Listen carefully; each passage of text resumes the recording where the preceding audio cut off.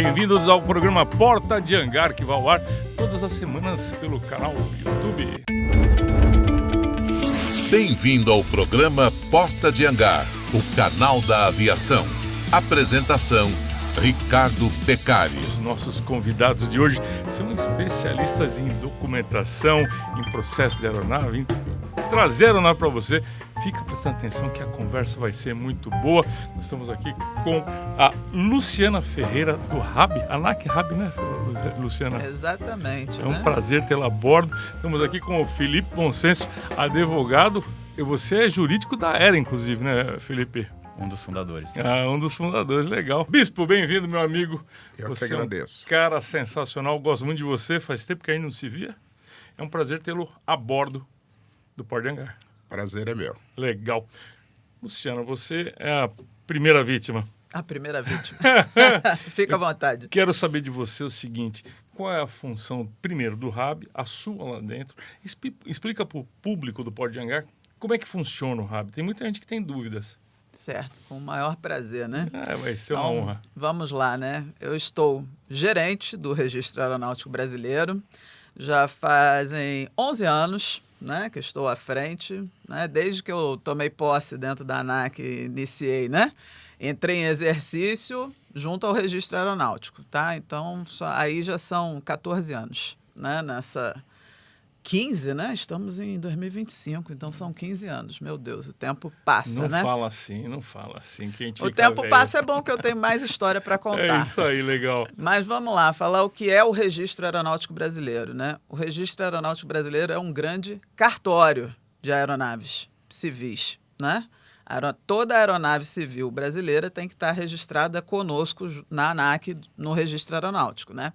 Só que falar a palavra cartório, o pessoal já se arrepia. Olha, cara, o pessoal já fica arrepiado. Cartório liga aquela palavra, né? Burocracia. Ninguém gosta. Ninguém gosta. Só que o RAB é um cartório sui generis. Por que eu uso essa palavra sui generis? Porque a gente tem uma dupla função, né? A função cartorial de constituição de propriedade e garantia de direitos, né? Uhum. Então, isso é uma situação. A situação jurídica, né? Que o pessoal gosta de pontuar bem. Só que eu tenho uma função operacional. A função operacional, eu, né, dependo da área técnica, né, e, ao final, emito o certificado de aeronavegabilidade e o certificado de matrícula. Só que o pessoal que gosta de voar só está interessado normalmente ao CA, né, Certificado de Aeronavegabilidade, que é um documento técnico que tem que estar a bordo da aeronave para ela operar, né? E aí, o que acontece? Né? A gente já está aqui, estamos em 2025, em 2027 o Registro Aeronáutico Brasileiro completa 100 anos. Você sabia disso? Eu não fazia ideia de um negócio desse. Pois é, estou bem conservada, né? Tá zero. Pois é, eu te falei, parece que você falou 15 anos, mas você está com 25, não Pois máximo, é, eu tô com 10. então, aí vamos completar 100 anos da Parabéns. primeira aeronave registrada no país. E aí começa Qual a nossa é a história. aeronave, você sabe? Papa, Bravo, Alfa, Alfa, Alfa, um hidroavião. Começa a nossa história na aviação rio-grandense, o que viria a ser num futuro, né, Varig. Pois é, aviação rio-grandense, a Papa, Bravo, Alfa, Alfa, Alfa. Que é o seguinte, isso aí, a quantidade de aviões que tem no Brasil hoje, Aeronavegáveis ou não? aeronavegáveis. A frota gira em torno de 16 mil aeronaves. 16 mil. Aeronavegáveis. E juntos? Não aeronavegáveis, a gente soma, vai a 21 mil. Tem 4 registros mil aviões, comigo. 5 mil parados, por aí. Por aí. Suspensos, parados, enfim, né? Diversas categorias. Eu tenho duas perguntas importantes para fazer para você, que eu nunca sei, PT, PR, enfim, importante. Pois não. E como é que funciona essa sistemática aí?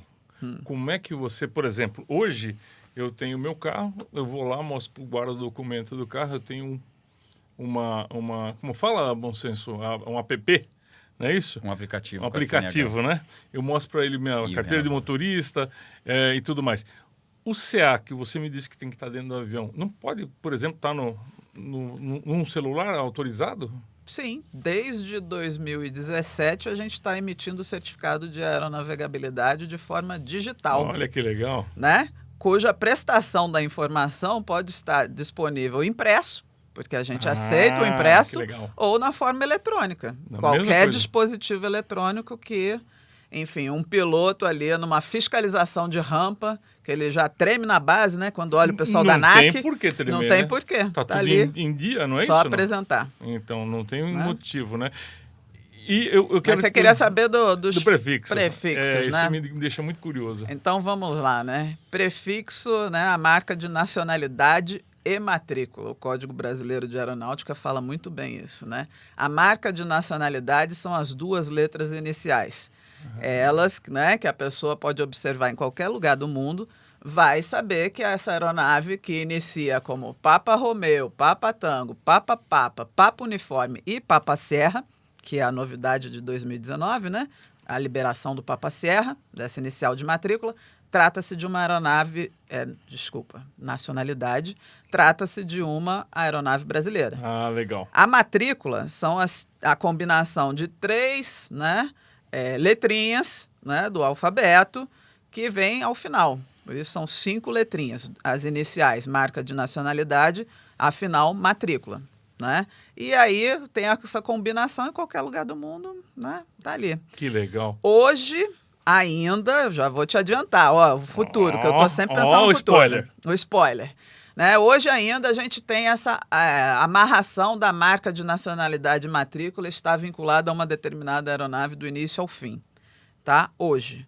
Mas o que a gente está trabalhando para um futuro? Num futuro a gente permitiu o reuso de marca. O que isso quer dizer?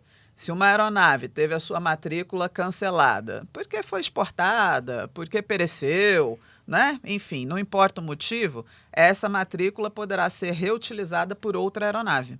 Como acontece nos Estados Unidos. Se você fizer uma busca no registro norte-americano de um prefixo deles qualquer, November 1234, e for lá entrar no site, você vai ver todo o histórico. Essa aeronave um dia foi um Boeing, um dia foi um Cessna, um dia foi um Embraer, né, matriculado lá, enfim, você consegue essa liberdade. Né? Mas hoje, por uma questão de base de dados, a agência não consegue. Mas a gente está trabalhando em passo de formiguinha. Muito legal. Uma pergunta. Eu tenho um avião lá, um Papa Tango Romeo Bravo, sei lá, Eco. Esse avião, sei lá, sofreu um acidente, deu perda total, coisa e tal. Eu posso usar esse mesmo prefixo para uma outra aeronave um dia ou não? Para outro nome, para outro... Ou isso é eterno para o avião e some esse prefixo? Então, hoje não é permitido. Tá, mas vai ser. Vai ser. Assim eu espero, né? Antes de me aposentar. Que falta muito, que são uns 40 anos, né? Opa! Agora eu vou pro Felipe. Felipe,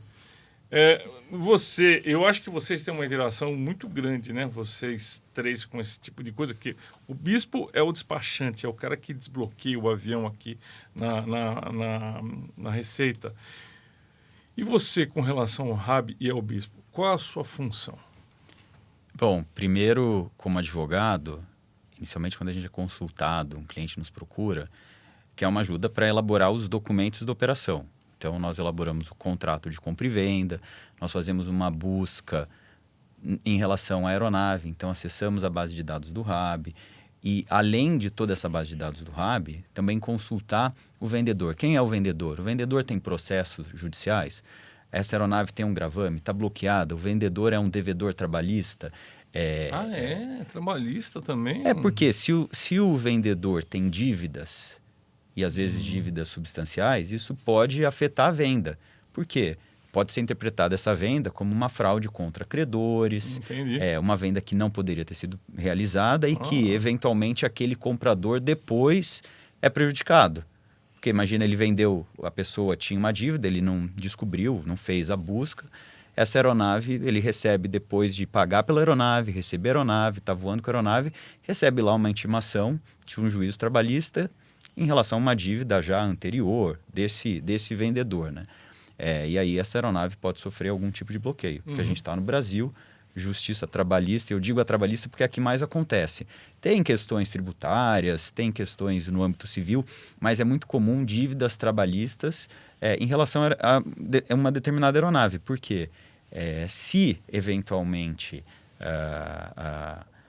era um bem utilizado por uma empresa, por um sócio, Hoje em dia, e aí a Luciana pode até também complementar com isso, existe já uma interação maior entre o judiciário, entre Polícia Federal, entre outros entes da administração pública, para eventualmente fazer algum tipo de bloqueio, uma busca em relação a essas aeronaves. Então, o advogado, né, elabora o contrato, mas também dá um apoio, seja para o comprador ou seja pelo vendedor, em relação a todos esses temas, porque a compra e venda de uma aeronave ela é complexa.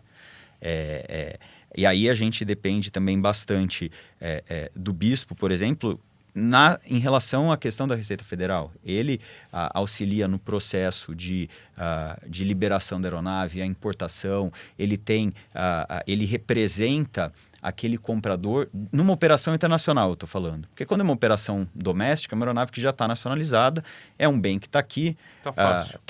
É um pouco mais simples do que uma operação internacional.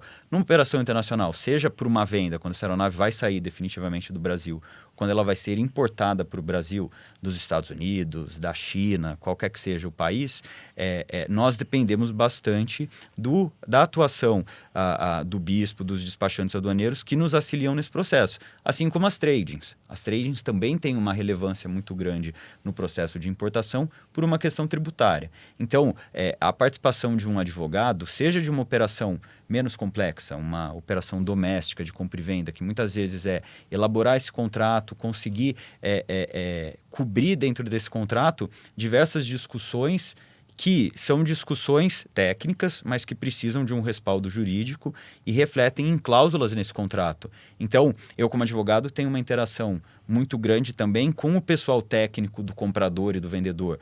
Com as oficinas de manutenção. Vou levar fazer uma aeronave para fazer uma inspeção de pré-compra.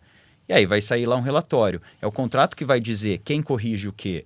O que é discrepância? Essas definições no contrato, que é um evento de força maior, um evento de inadimplemento dentro dessas obrigações, numa operação doméstica, mas numa operação internacional isso se torna ainda mais complexo, porque aí eu dependo também de pessoal técnico que vai falar, bom, você pode importar uma aeronave de determinado país para o Brasil. Então, ao adquirir aeronaves de determinados países, também avaliar com técnico se há um acordo bilateral, né, de aeronavegabilidade entre o Brasil e aquele determinado país. Porque é isso que vai determinar se aquela importação, ou seja, a aeronave sai de um país que não tem um acordo bilateral com o Brasil. Na África. Sai? Não, ela sai daquele país, mas quando ela sai daquele país, se não existe um acordo bilateral para reconhecimento da aeronavegabilidade, talvez eu precise levar essa aeronave para ser registrada, por exemplo, nos Estados Unidos, para depois ela vir para o Brasil. Nossa, eu não imaginava isso. Mas aí isso depende de verificação com o técnico. Tem situações em que nós podemos até enviar um técnico credenciado, que é o chamado PCA, da ANAC, para ir até aquele país, verificar a aeronave, onde a aeronave foi fabricada, qual foi a base dela de certificação, porque existe alguns pilares. Um pilar todo técnico é a aeronavegabilidade. Isso que depende de uma equipe. Um pilar jurídico, um pilar dos corretores que estão envolvidos, o pilar dos despachantes que lidam com a Receita e que lidam com a ANAC na parte dos registros, porque a aeronave ela é matriculada no Brasil, recebe uma matrícula com uma nacionalidade, mas ela também recebe um certificado de aeronavegabilidade. Então, entender toda essa dinâmica, essas diversas peças que participam de um processo de compra e venda, é algo que um advogado que atua no setor faz. Só isso? Que bobagem! Isso estou falando de compra e venda. Depois tem processo judicial, né? A aeronave, se a aeronave é apreendida, se a aeronave é retida pela Receita, aí eu ligo para o bispo, por favor, agora nos ajude, a aeronave está lá retida na Receita. Agora que eu quero entrar para perguntar para o bispo. Mas eu acho que o processo da internet, o processo eletrônico, ajudou muito os advogados, não? Ajudou bastante. As iniciativas do Hub Digital, aqui todas encabeçadas pela doutora Luciana, elas representaram um avanço muito grande, também fomentado pelo processo de aceitação das assinaturas digitais no ambiente ICP no Brasil, de que antigamente nós levávamos literalmente malas com documentos até o Rio de Janeiro, e os documentos precisavam ser recebidos, verificados, carimbados, rotulado. Que isso era a parte que ela falou que ninguém gosta de ouvir a palavra cartório, burocracia. Depois da pandemia, com a assinatura digital e o Hub Digital, Hoje todo o processo é eletrônico. Então, nós conseguimos e participamos de várias operações que temos o bispo na sala, eu, o corretor, o advogado da outra parte, todo mundo ali que assina, porque a gente nem assina mais o documento fisicamente, mas nós damos os comandos, a assinatura digital daqueles documentos e realizamos os protocolos na reunião de fechamento. Entendi. Então isso foi Todo um mundo grande ao vivo avanço, tudo assim, foi bastante facilitado e salva muito tempo, economiza muito tempo de todo mundo. E as pessoas podem estar separadas, o Exato. cara pode estar nos Estados Unidos fazendo a reunião dentro de uma sala de meeting, né? E com as assinaturas digitais, eletrônica, né? com o hub digital. Então é um processo que facilitou bastante, é muito mais eficiente hoje em dia. Muito legal. Bispo, meu velho amigo, despachante, explica para as pessoas que não sabem o que é, muita gente não sabe, o que é um despachante aduaneiro e a responsabilidade de um despachante que é muito grande. Um despachante aduaneiro, inclusive na minha época... Para aí. Calma aí, você não é tão velho assim, pô. Não vamos exagerar. Quando eu me tornei despachante aduaneiro, nós éramos nomeados pela Presidência da República, tá?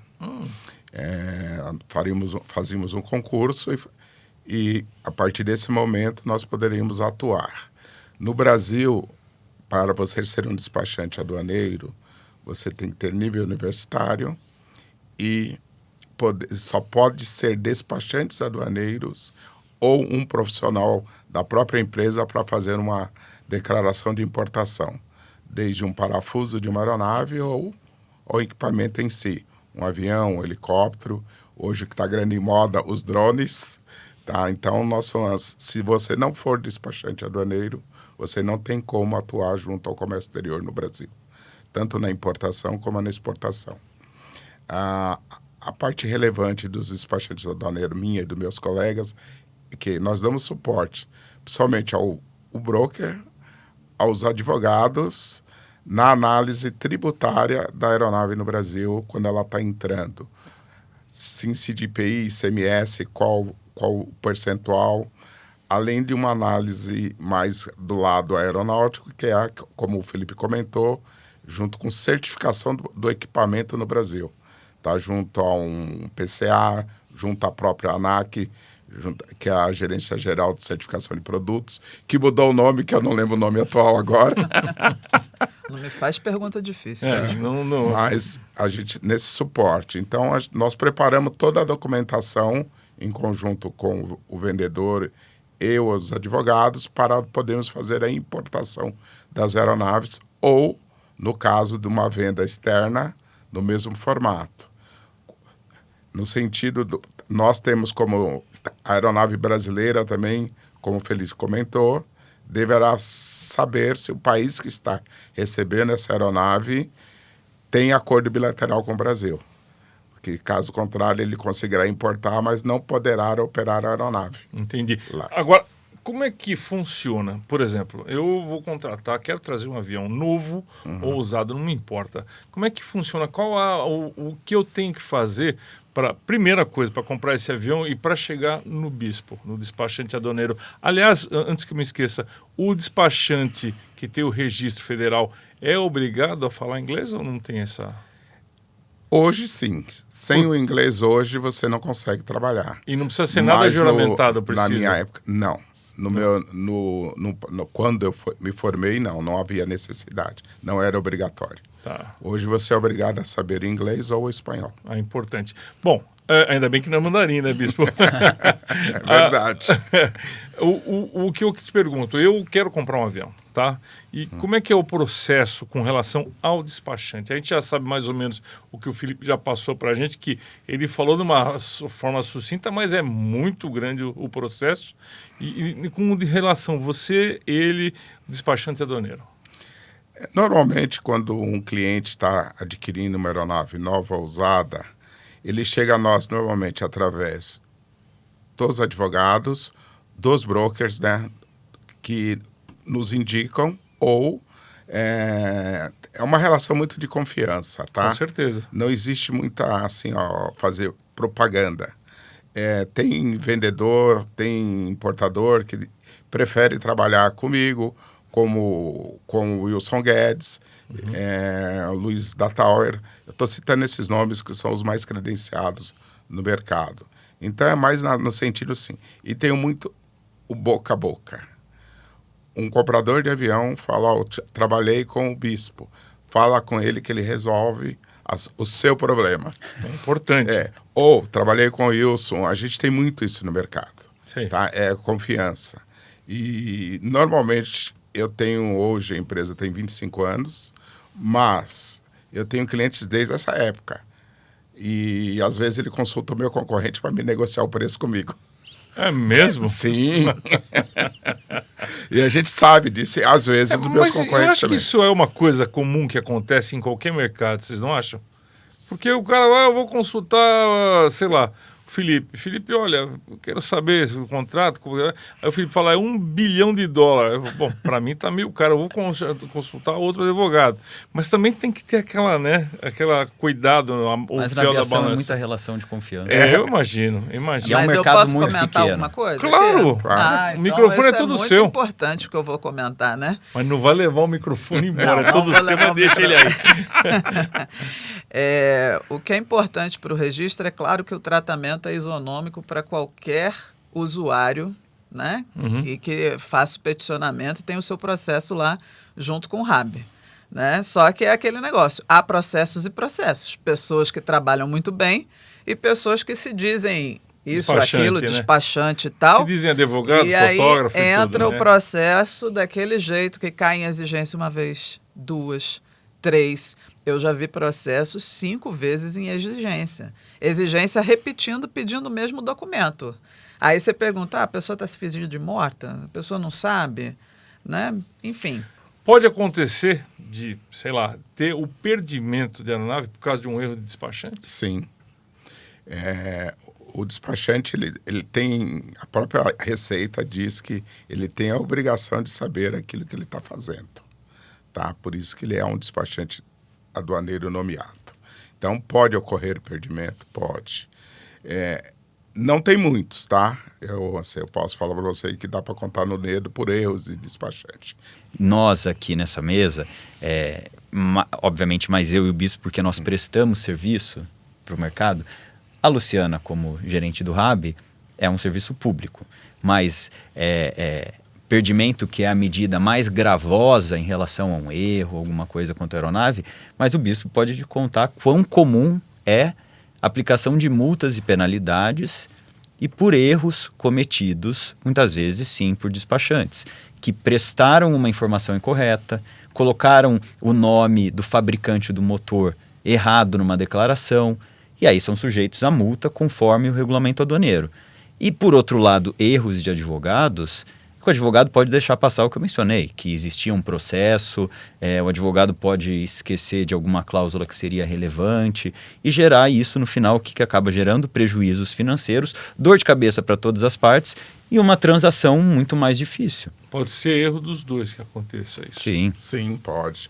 Um exemplo, as aeronaves são classificadas por NCM, tá? Que seria Que é? Nomenclatura aduaneira do produto.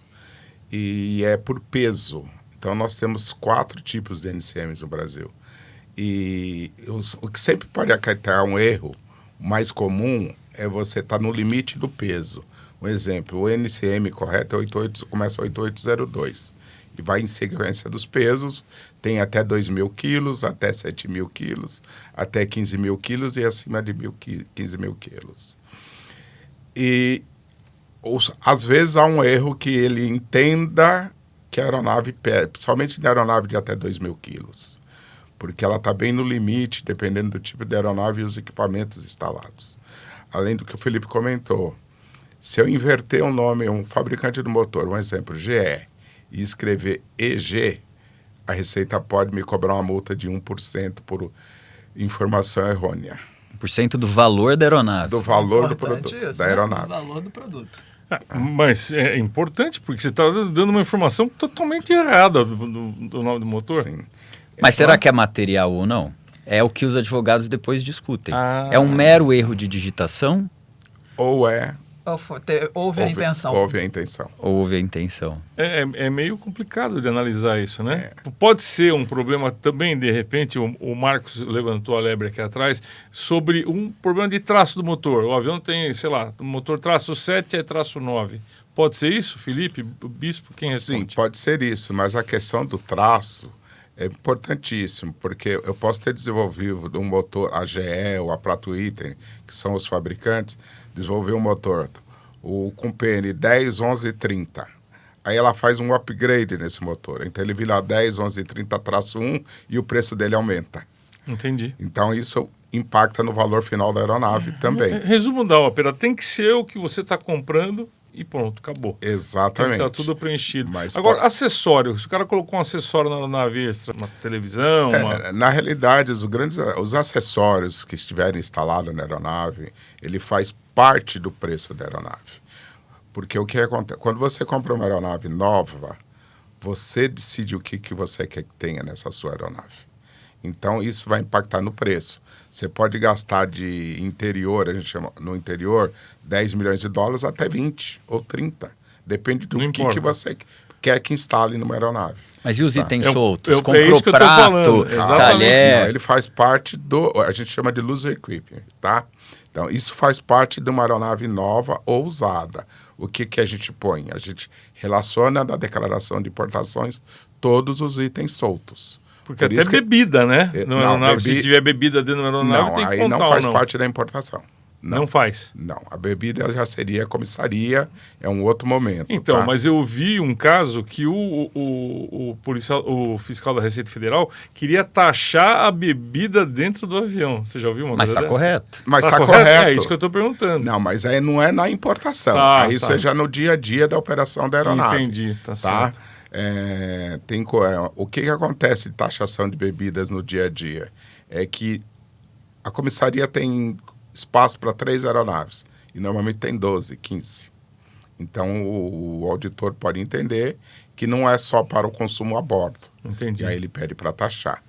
Mas você comentou da cafeteira, tá? Se ela já vinha importada e instalada, ela faz parte do preço total da aeronave. Entendi. Se ela estiver solta, eu ponho como loose equipment e relaciono na DI, mas ela vai estar dentro do preço total da aeronave. O que nós temos que se atentar, às vezes a gente alerta até o broker ou o advogado, que às vezes aquele equipamento não está certificado no Brasil. E aí, antes de importar, ele tem que desinstalar. Senão impacta depois na vistoria técnica. Certifica ele aqui. Não, normalmente a certificação, é um processo mais complexo. Eu acho que teria para uma nova reunião. Porque aí porque quem tem que fazer isso é o fabricante do produto, nem da aeronave. É aquela pessoa que fabricou para instalar em aeronaves. E quando a gente fala em uma cafeteira, tem que ter certificação, não tem qualquer objeto dentro do avião? Sim, já tem. Hoje já vem de fábrica os novos já. Uhum. Mas é o tema do STC, né? É o tema então. Supplemental Type Certificate, que o mais comum é de interior. A pessoa vai lá, viu um Gulfstream G550, lindo nos Estados Unidos, adorou, o preço tá bom, e fala, vou comprar e vou levar para o Brasil. Não contrata uma equipe, que eu falo sempre da importância da equipe. Claro. Não contrata uma equipe que vai avaliar isso, aí a hora que vai trazer a aeronave para o Brasil, bate lá na ANAC, na certificação de produto, não é aqui com a doutora Luciana, e esse STC não está certificado aqui no Brasil. Às vezes tem que esperar 1 ano para pedir a certificação nos Estados Unidos, ele não vai poder nacionalizar a aeronave. Até poderia nacionalizar, mas a aeronave vai ficar parada aqui. Ele não vai poder voar. Exato, ele pode nacionalizar, mas ele não vai poder voar. Então, uma aeronave com um prefixo estrangeiro, lembra que o cara ia para o Paraguai para renovar o sobrevoo, a coisa e tal? Pode isso aí ainda? Não. Ou nunca pôde? Não. Na opinião minha, como despachante, não. Agora, como disse o Felipe, depende. Não, alguns, e agora eu vou falar daquilo que é público, que está em autos e processos. Algumas pessoas que utilizavam essa estrutura conseguiram uma absolvição ou não tiveram uma pena maior, mas por quê? Conseguiram provar que a aeronave tinha uma operação no exterior. Agora, o brasileiro, residente fiscal no Brasil, registrou a aeronave nos Estados Unidos, trouxe a aeronave para cá. E a aeronave só ficava fazendo São Paulo, Trancoso, Rio de Janeiro, Manaus. Esse não teve justificativa. Agora, um empresário que tem negócios no mundo e comprovou que a aeronave ficou mais tempo fora do Brasil do que aqui, conseguiu, mas teve abuso de direito, teve um abuso da forma. Por que a aeronave ia vazia para o Paraguai, ficava uma noite no Paraguai e voltava? Então é um tema bastante complexo e que deu muita dor de cabeça para vários operadores. Imagino. Não é uma estrutura segura, de fato. Imagino. Luciana, você está quieta porque eu não te chamei, mas o Felipe deu uma dica legal e o Bispo também de falar sobre o sistema agora do app. É isso que fala? Do aplicativo. Aplicativo. RAB digital. Eu sou um velho, RAB digital. RAB digital. Fala um pouquinho dele pra gente. Mas então, antes de eu chegar ali, né, na boca do gol e falar do RAB digital, eu vou falar um pouquinho do processo de transformação digital. Né? Porque é muito importante a gente olhar para trás, né, e falar assim, opa, chegamos hoje nesse momento aqui, nesse estágio, mas teve toda uma evolução que é uma evolução gradual. Né? Falei que o registro vai fazer 100 anos, então você imagina, começou lá atrás na escrita manual, livro da aeronave, livro físico, né? Aí a gente chega na era do computador, né, da transformação, aí você imagina os computadores antigos, né, que é praticamente uma Olivetti avançada, pior que né, e aí a gente vai caminhando. Então chegamos em 2009, né, quando o Felipe fala que começa a atuar na aviação, né, enfim, Felipão. 2009. Indo te visitar lá no Rio. Indo me visitar em 2010, né, porque aí eu entro no registro de fato em 2010. Como é que ele ia para lá? Ele ia de avião, levando mas malas carregado. De documentos. Não eram de dinheiro, não é de dinheiro, não. Nessa época você era estagiário ainda, Felipe? É estagiário. Então, pronto. Ele tirou um sarro da minha cara, eu vou tirar sarro aí na cara dele agora. O pior, eu me lembro exatamente do telefonema lá para cima, porque o protocolo do registro aeronáutico ficava no 2º andar e o registro ficava no 14º. E aí o telefonema... Nossa Senhora, chegou aqui o Felipe Bom Senso com uma mala de documentos. Entendeu? Eram duas. Como assim uma mala? Uma mala. Todos os processos de uma companhia aérea, né, enfim, teriam que ser protocolados. Uma reestruturação para 10 aeronaves. Nossa Senhora. Né?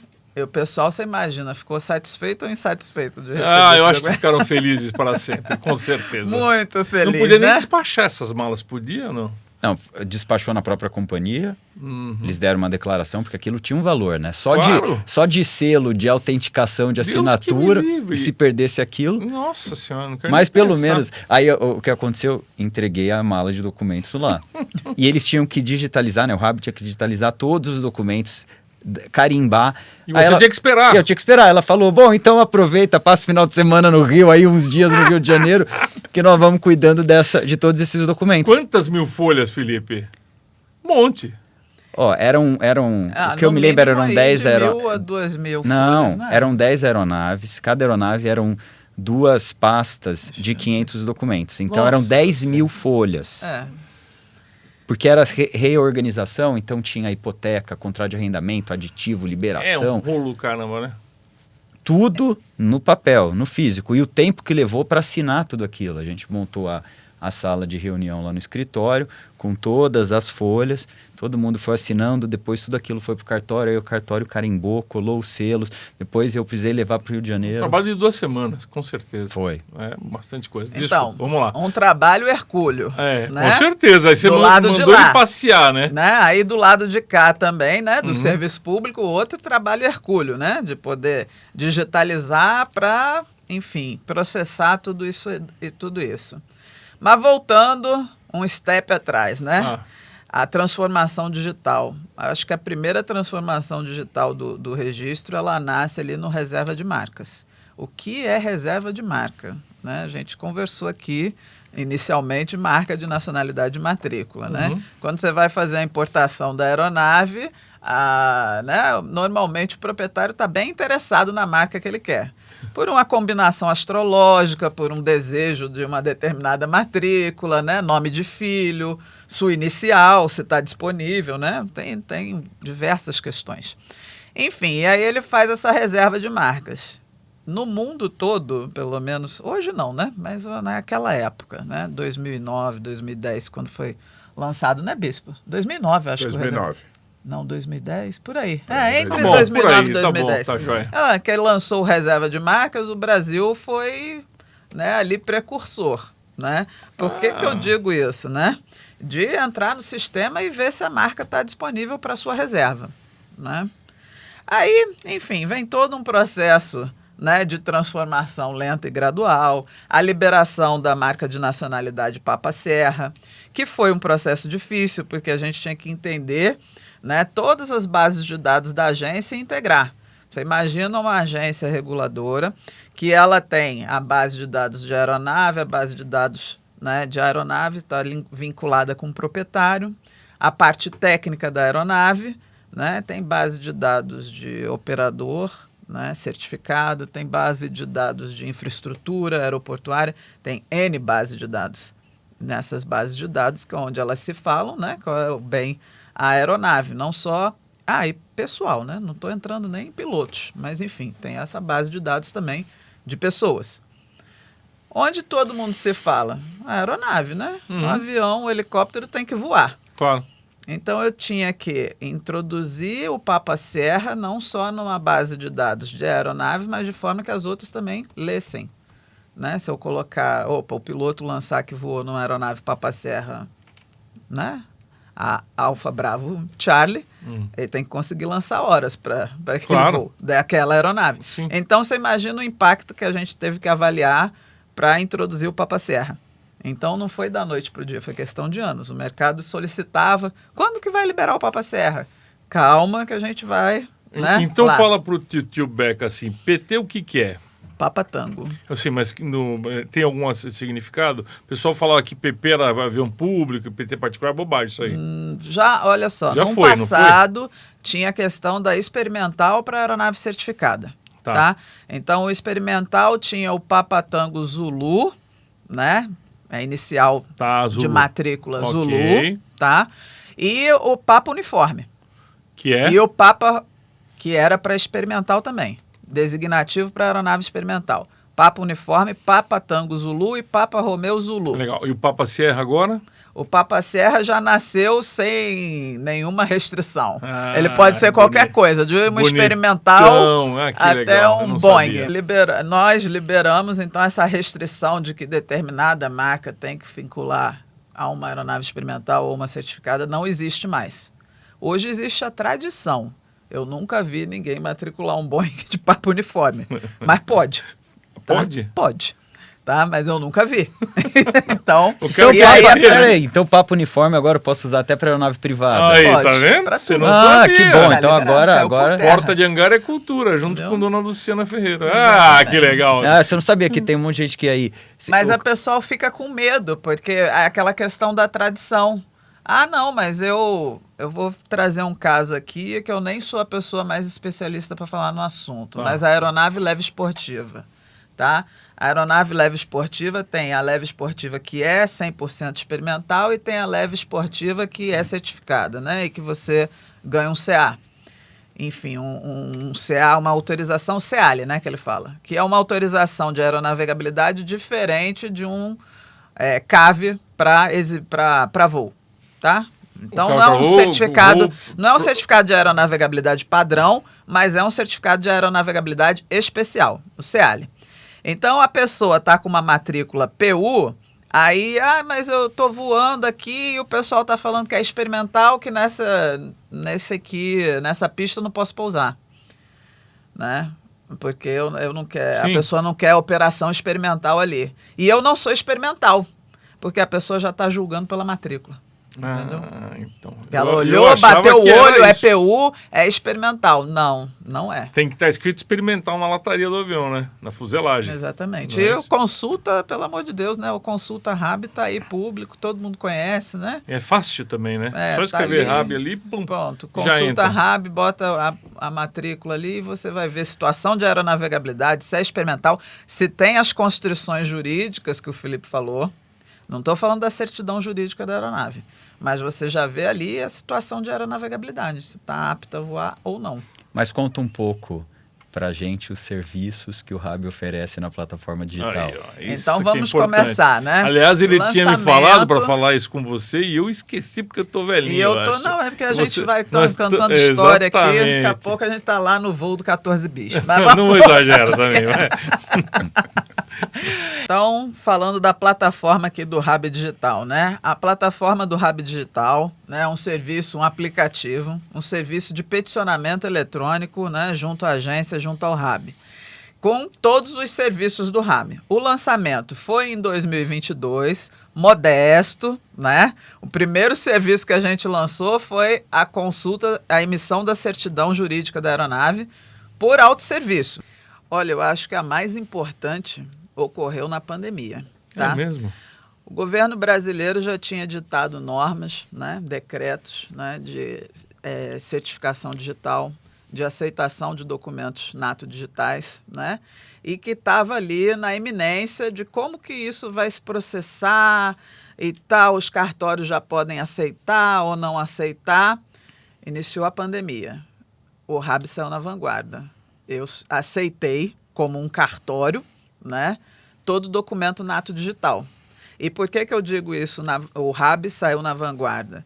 Porque a provisão número 100 do CNJ, né, que articula para que todos os cartórios do país pudessem recepcionar documentos nato digitais, saiu em data posterior. O RAB já estava aceitando. Começou a pandemia, né, a gente, esse é o caminho. Vamos aceitar não só físico, nato digital, assinatura por certificação digital, a gente começou a aceitar. E aí eu estava num momento ali de não posso restringir o acesso a documento só digital, digitalizado, desmaterializado, que isso é uma outra situação, né? É um documento que foi digitalizado e teve a certificação digital de um cartório aportada nele. Uma cópia autenticada digital. Seria uma Em cópia PDF. autenticada digital. Né? Que aí eu brinco desmaterializado, o pessoal só lembra de filme de Star Wars, Super-Homem Star Trek. e não sei o quê, né? Já acham uma coisa assim muito louca, né? Não, né? Enfim, para ter o aceite, né, desse documento nato digital, eu precisei de um passinho a mais do governo. Quando o governo federal instituiu a assinatura lá do GovBR e isso se consolidou, foi o momento que o RAB, agora é o momento. Por quê? Eu não poderia trazer ônus para ninguém, né, do mercado. De falar assim, você é obrigado a ter um certificado digital com você. Isso tem um custo, né? Mas quando o governo possibilita você a ser um usuário digital, onde você tem a sua certificação dentro do GovBR, que é a chave do governo, você está habilitado a fazer um documento e assinar, e eu reconheço esse seu documento assinado pela plataforma. Que funciona muito bem o gov.br, né? Enfim, Tá tudo lá dentro, ou mais ou menos.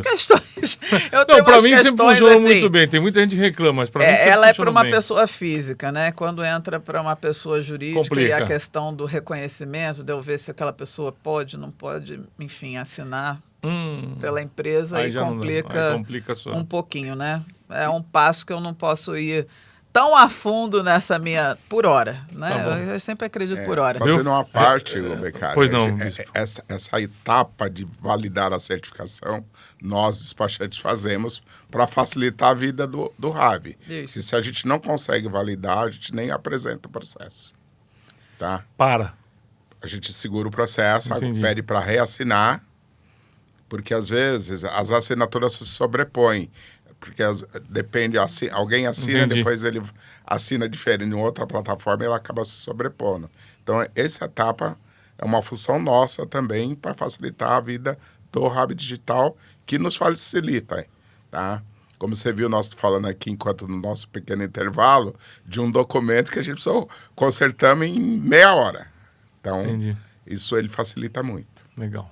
A recepção dos documentos, né, natos digitais, ele foi ali o vanguardismo do RAB, né, na pandemia. Veio a assinatura, né, do GovBR, o login do GovBR, que, né, proporcionou a qualquer um, né, ter a sua assinatura digital reconhecida e validada, né, pelo RAB. Então, isso aí foi o passo que a gente deu para atualizar a resolução do registro, de forma que eu permito agora somente a entrada de documento digital. Então, o RAB digital virou a plataforma, né? Não aceitamos mais documento físico, a menos que aconteça um hecatombe. Acabou, não tem nada digital e vem lá de novo com o papelzinho. O Felipe não vai mais carregar mala pesada para o Rio de Janeiro, né, não tem mais mala pesada para o Rio de Janeiro. Mas só um pouco o importante, aí pegando um gancho nisso que você falou, que assim, a aviação é um mercado pequeno, mas é um mercado de amigos. Há quanto tempo, com Luciana, com o Bispo, a gente se conhece, todo mundo trabalha super bem junto, monta essas equipes. E as transações são transações que eu digo que são legais. Advogado, por exemplo, se eu tivesse que fazer litígio, ficar indo em porta de tribunal, ao invés de ir em porta de hangar, não seria... Gostei agora. Não seria a mesma coisa. Então, assim, é uma área muito legal, muito prazerosa para a gente trabalhar. E a gente cultiva essas amizades, esses relacionamentos que vão além do nosso dia a dia, de liberar uma aeronave, de trazer aeronave. E também, pelo menos aqui na prática de nós três... Não é uma prática do pessoal que está envolvido com um acidente. A pessoa ela está feliz. Todo mundo está feliz que está comprando um avião, está realizando um sonho, ou vai usar para uma atividade da empresa. Mas é um momento, sempre que eu digo que assim, são operações que elas têm um começo, meio e fim, e uma celebração. A pessoa ou está feliz porque vendeu, ou feliz porque adquiriu. É diferente de um litígio, de um processo envolvendo acidente aéreo, que você tem que lidar com assuntos tão sensíveis. Tudo bem, a Luciana às vezes tem que responder lá as consultas quando tem um acidente, quando cai uma aeronave é apreendida. Todo mundo aqui tem uma situação de trabalho que são mais desafiadoras e menos prazerosas. Mas aqui a gente trabalha muito com o que a gente ama. Os três aqui amam muito a aviação. De modo geral, e eu também. É muito legal isso que você está falando, né? É importante, inclusive, né? Para sair um trabalho bem feito. Gente, muito obrigado pela participação. Luciana Ferreira, obrigado por você vir do Rio de Janeiro para cá. Felipe Poncenso, prazerzaço te ver novamente. Grande Bispo, prazer, uma honra tê-lo a bordo de novo aqui no meu estúdio. Já passou aqui, mas não passou ainda na gravação. Exatamente. Tá bom? Valeu, gente.